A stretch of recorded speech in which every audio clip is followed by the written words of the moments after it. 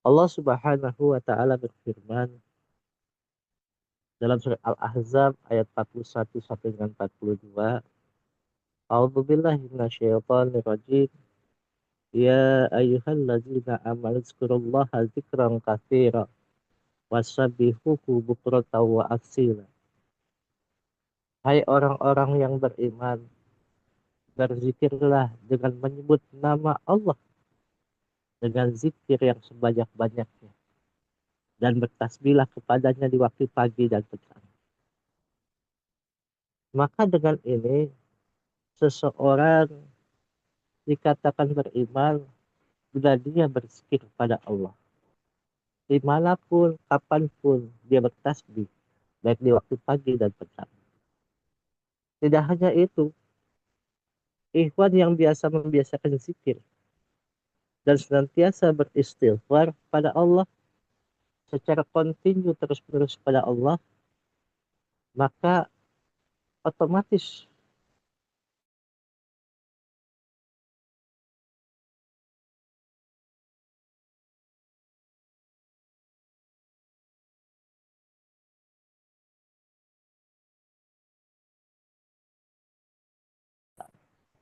dikala kami suhbah, bila mana ikhwan datang kepada Syekh Mursyid, mereka tujuannya hanya minta untuk dapat diusulkan kepada Allah. Bukan tujuannya meminta rezeki, bukan tujuannya naik kedudukan atau pangkat kedudukan, atau mau dinikahkan, ataupun apapun. Tapi tujuannya mereka bertoriko, mereka bertasawuf, mereka minta kepada Syekh Mursyidnya untuk mendapatkan hak talqin zikir. Tidak ada apa-apa dalam dirinya, hanya minta dapat diusulkan kepada Allah. Maka para sahabat mengatakan Allah akan bukakan pintu-pintu keberkahannya dari pori-pori tubuhnya sebanyak 124.000 pori-pori tubuhnya. Allah bukakan pintu-pintu keberkahan, pintu-pintu rezeki, pintu-pintu apapun yang dipinta oleh hamba. Maka jadi jelaslah semua itu berpangkal daripada ingat kepada Allah. Zikir kepada Allah dapat berubah kesulitan-kesulitan kita, dapat berubah sesuatu yang buruk menjadi sesuatu yang baik, dapat berubah kudrat dan iradat Allah. Karena apa? Senangnya, sayangnya Allah kepada kita. Dan juga dapat melakukan keterpurukan dalam hidup kita. Banyak ikhwan yang sudah bertoriko masih mengeluh, apakah saya begini, bisa jadi begini. Yang sakit terus, baru ini bertoriko, ada yang pengen sesuatu apapun, itu ada penyebab hal pintu mereka masuk pada hadrat Allah. Tetapi kalau mereka memulainya berzikir kepada Allah, tujuannya satu, masuk ke dalam lembaga jawiyah, yaitu Tariqah Qadiriyah Naqsyabandiyah Pahat Saudara-saudara sampai PKN khususnya, maka Allah berikan sesuatu yang luar biasa. Maka sahabat Awas pernah berkata, kalau tidak memasuki Tariqah ini, Tariqah Qadiriyah Naqsyabandiyah Pahat Saudara sampai PKN, maka tidak akan basah telapak kaki kita walaupun kita bertorikoh pada torikoh lainnya. Karena apa? Perjalanan suluk daripada torikoh ini adalah untuk belajar istiqomah berzikir pada Allah. Tidak meminta apapun. Yang tujuannya kita sudah pasti, ilahi anta maksudi. Warallaka matlubi a'tini mahabbataka wa ma'rifataka wa a'tini ma'aka abada. Tapi yang menyebabkan semua itu adalah kehidupan kita di alam dunia. Maka Abu Sulaiman Al-Darani berkata, kunci dunia itu adalah kenyang. Sedangkan kunci akhirat adalah lapar. Jadi seseorang sudah mendapatkan dunia, sudah kenyang, punya kekuasaan, punya kekayaan, itu kunci dunia, kenyang. asal perut itu masuk sesuatu yang mengenyangkan, yang dilihat oleh mata enak, yang dilihat oleh rasanya betul-betul luar biasa di hadapan orang lain, itu kunci dunia itu saja. Kenyang perut, perut kenyang, maka sesuatu pun akan terasa lapang. Maka dari Syekh Yahya bin Mu'ad Ar-Raji berkata, rasa lapar itu cahaya. Sedangkan perasaan kenyang adalah zulmatin, kegelapan. Seseorang yang senantiasa mengosongkan perutnya, maka Allah turunkan cahaya. Cahaya kepada dirinya. Cahaya-cahaya yang bisa menimbulkan hikmah untuk dirinya. Tetapi sudah kebiasaan seseorang dengan namanya kekenyangan, maka di situ adalah kegelapan. Karena banyak makan juga bisa menimbulkan banyak penyakit. Guru kita pakai Abah Aus, bila sedang makan, dia akan makan sehemat mungkin, sebaik mungkin. Tidak pernah saya lihat kalau sahabat itu makan sampai nambah. Atau namanya nasi numpuk, tidak. Makan sesuap dua suap dibagi kepada para ikhwan atau murid. Masyarakat ikhwan rahimakumullah. Dari itu adalah bagaimana seseorang berzikir kepada Allah. Untuk apa? Untuk menjernihkan kolbunya. Menjernihkan hatinya. Dari kotoran-kotoran. Agar mereka bisa berzikir kepada Allah, mengingat Allah melalui apa? Bila seseorang ingin membersihkan dirinya. Agar senantiasa mereka terjaga dari kegelapan. Dan bisa menuju tempat yang terang. Hanya satu bangsa Abah mengatakan. Dengan ta, lam, qaf, ya, nun, talqin. Maka talqin awalnya yang diucapkan oleh kita dengan suara yang keras, dengan zikir jahar. Hingga akhirnya sampai kepada posisi hakikah atau al-hakikah. Kedudukan spiritual yang menegaskan berbagai efek dan sifat-sifat hamba dengan sifat-sifat Allah Subhanahu wa Ta'ala, sehingga sifat-sifat itu mewarnai kehidupannya. Sebagaimana Allah berfirman dalam surat Al-Anfal ayat kedua, A'udzubillahi minasyaitonir rajim. Innamal mu'minuna alladzina idza dzukirallah wajilat qulubuhum. Ila akhirul ayat. Sesungguhnya orang-orang yang beriman adalah orang-orang yang gemetar hatinya apabila disebut nama Allah. Maksud dari gemetar di sini adalah hatinya merasa khauf, hatinya merasa takut. Di mana rasa takut itu muncul setelah hati terjaga daripada kelalaian, daripada kealpaan, dan daripada kilauan-kilauan yang membuatnya lupa kepada Allah. Kilauan-kilauan daripada harta, kekuasaan, kecantikan, ketampanan, dan semua yang diberikan di atas dunia ini yang fana.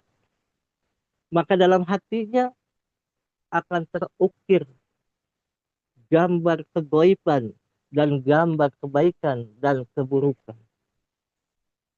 Maka para sufi dalam Untayan Hikmah mengatakan orang alim mengukir, sedangkan orang arif mengkilaukan. Jadi seseorang salik, seseorang hamba, seseorang ikhwan, itu sesungguhnya sedang belajar mengukir bagaimana memahat kalimat la ilaha illallah agar tersemai sampai masuk ke dalam kalbu kita, ke dalam latifah-latifah yang sudah ada dalam diri kita. Bagaimana kalimat la ilaha illallah itu masuk ke dalamnya dan diukir bagaimana menjadi bahwa aku ciptaan Allah akan kembali kepada Allah dan bersama dengan Allah dimanapun berada. Inilah dikatakan bagaimana seorang alim itu mengukir. Maksudnya apa? Dengan mengukir itu, dengan istiqomah kita berzikir kepada Allah, maka dengan pastinya semua rongga-rongga dalam tubuh kita akan terisi dengan namanya, dengan kalimatnya. Maka di situ, dikala kita berzikir yang sudah diberikan oleh guru kita, maka seorang arif mengkilaukannya. Maksudnya apa? Mempernis atau juga menggosok supaya apa? Ini loh muridku, ini loh ikhwanku yang sudah bersungguh-sungguh istiqomah berzikir, bersungguh-sungguh membaca khotaman, bersungguh-sungguh bermanakibat. Tujuannya apa? Supaya kita nanti bisa diusulkan kepada Allah, sampai kepada Allah. Maka dalam risalah Al-Qusairiyah di halaman 101-102, Abu Hasan Abu Qasim Al-Hakim atau Syekh Junaid Al-Baghdadi berkata, orang yang takut kepada sesuatu akan menghindar darinya. Sedangkan orang yang takut kepada Allah Subhanahu wa taala akan mendekat kepadanya. Maka Syekh Bashar Al-Khafi mengatakan rasa takut adalah malaikat yang tidak akan singgah melainkan dalam hati yang jernih, hati yang bersih, atau sofaul qalbi. Maka An-Nuri berkata, orang yang takut akan melarikan diri dari Rabbnya menuju kepadanya. Sedangkan As-Salimi mengatakan rasa takut adalah hijab antara hamba dan Rabbnya. Rasa takut menimbulkan keputusasaan, sedangkan harapan menyebabkan ketamakan. Jika kamu takut kepada Allah, berarti kamu telah berlaku bakil kepadanya. Sedangkan jika kamu mengharapkannya, berarti kamu telah menuduhnya. Di sini kalau kamu takut kepada Allah, kamu sudah berlaku pelit pada Allah. Karena apa? Seorang yang kotor tidak akan bisa berkumpul dengan yang bersih. Tetapi berbeda, seseorang hamba yang kotor agar menjadi bersih harus mendekati bagaimana pembersih itu supaya tidak kotor. Seperti kita orang-orang yang kotor, ikhwan-ikhwan yang sudah namanya banyak noda, banyak karat, banyak semuanya yang memang menggerogoti penyakit dalam diri kita. Maka datang kepada Syekh Mursyid untuk datang kepada Allah dengan rasa takut itu agar apa? Kita diservis, kita dipermak, kita diperbaiki bagaimana apa daripada orang yang mempernis, mempermak atau memperbaiki daripada barang tersebut atau kita semua. Maka tidak ada kata lain, kita harus ikut kepada Syekh Mursyid agar barang rongsokan, sampah yang sudah berantakan seperti kita, dikala kita wajilat qulubuhum, kita namanya mendengar nama-nama Allah itu dengan rasa takut, kita mendekat kepada orang yang sudah dekat kepada Allah, agar sampah atau runtah seperti kita ini bisa dibersihkan, bisa dimasukkan ke dalam etalase yang bagus dan bisa terlihat bagus. Supaya apa? Supaya dipandangnya indah. Dan memang keindahan itu milik yang maha indah. Maka itu wajib kita ikut pada guru mursyid. Yaitu di dalam bulan Rabiul Awal, yaitu yaitu al-wali, yaitu wali Allah yang sudah terjaga daripada penyakit-penyakit yang tidak baik dalam dirinya. Maka sering kita baca dalam mangkobah, ala inna awliya Allah la khawfun alaihim walahum yahzanun. Ketahuilah sesungguhnya wali-wali Allah tidak merasa takut dan sedih. Maka seorang wali tidak akan merasa takut dan sedih. Itu sudah dibuktikan. Mungkin banyak ikhwan keluar biasaan daripada seorang aulia Allah, yaitu termasuk yaitu guru kita yang menunjukkan bahwasannya Abah tidak pernah merasa takut, Abah tidak pernah merasa sedih karena bersama dengan Allah dimanapun kapanpun berada. Masyarul ikhwan rahimakumullah. Maka dari takut itu adalah bagaimana menjernihkan syirik yang dapat dilakukan dengan cara menjauhi segala hal yang memalingkan perhatiannya kepada Allah.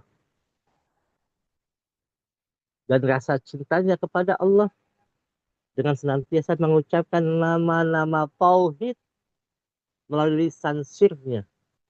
Lidah ini berzikir, tapi hati ini tetap ingat kepadanya.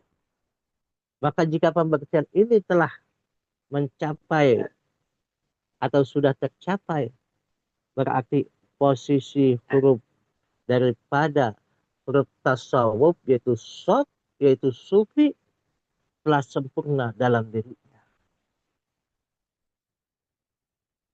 Maka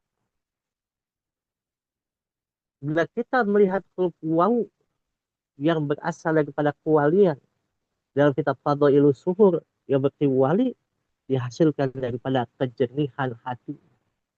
Maka Allah Subhanahu wa taala berfirman dalam surat Yunus itu betul-betul luar biasa.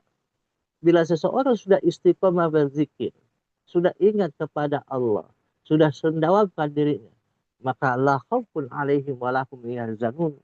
Mereka tidak akan takut dan sedih karena bersama dengan Allah. Maka Abu Sa'id Al-Kharaj berkata, jika Allah ingin menjadikan seorang hamba sebagai wali, dia akan membukakan pintu zikir untuk ingat kepadanya. Jika ia telah merasakan lezatnya berzikir, dia akan membukakan pintu qurbah, yaitu pintu kedekatan dengannya baginya. Lalu mengangkatnya untuk ditempatkan ke tempat yang nyaman.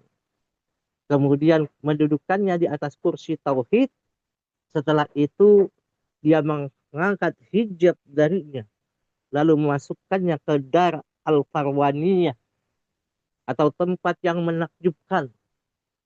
Cara menyingkap keperkasaan dan keagungan Allah kepadanya.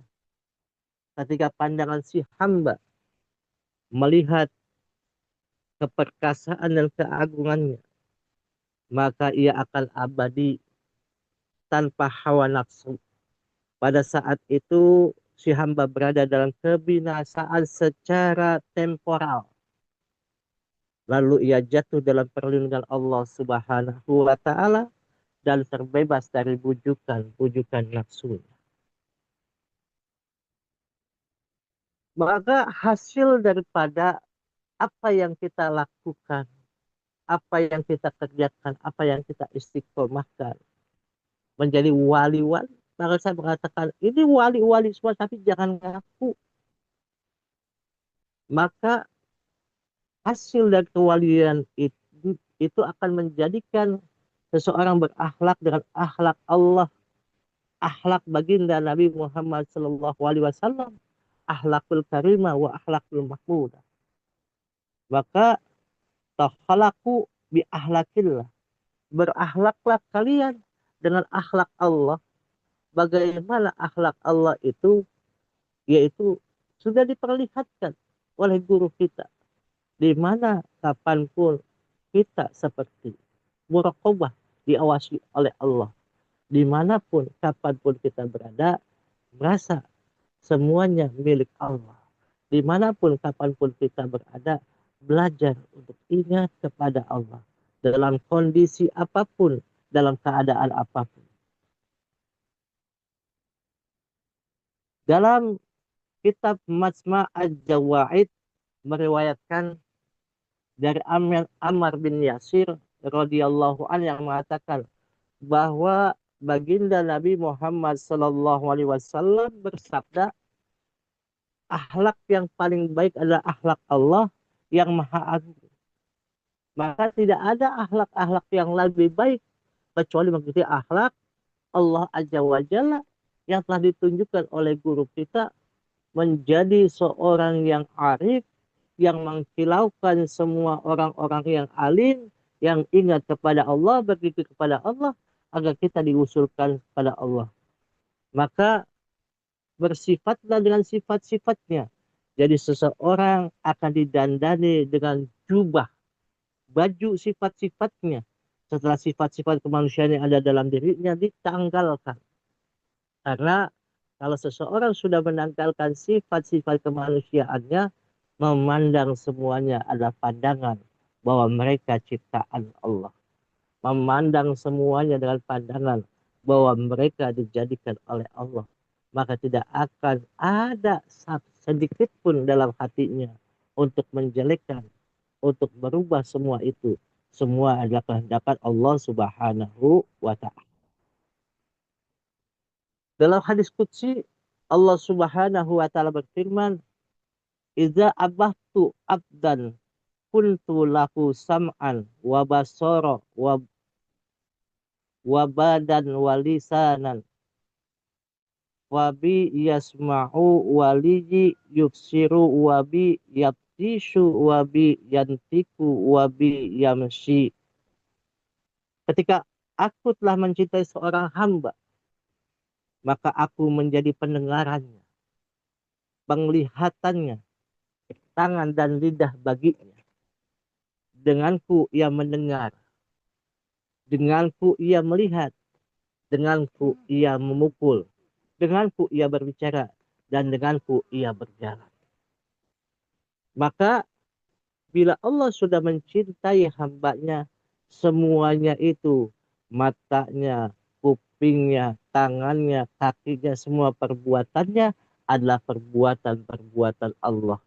Maka kita ikuti orang yang sudah perbuatannya seperti akhlakullah, akhlakillah, yaitu akhlak daripada Allah aja wa jalla. Karena mereka sudah menanggalkan sifat-sifat kemanusiaannya, maka mengikuti sifat-sifat daripada baginda Nabi dan mengikuti sifat-sifat daripada Allah aja wa jalla. Maka bersyukur kita yang khauf takut ini bukan menjauh, makin mendekat, makin berzikir ingat kepada Allah kapanpun kita berada. Semoga Allah berkahi semuanya segalanya selamanya. Kita tetap istiqomah untuk mengamalkan, dan melestarikan ajaran yang dibawa baginda Nabi besar Muhammad Sallallahu Alaihi Wasallam. Wallahul muwafiq ila aqwamit thoriq. Assalamualaikum warahmatullahi wabarakatuh.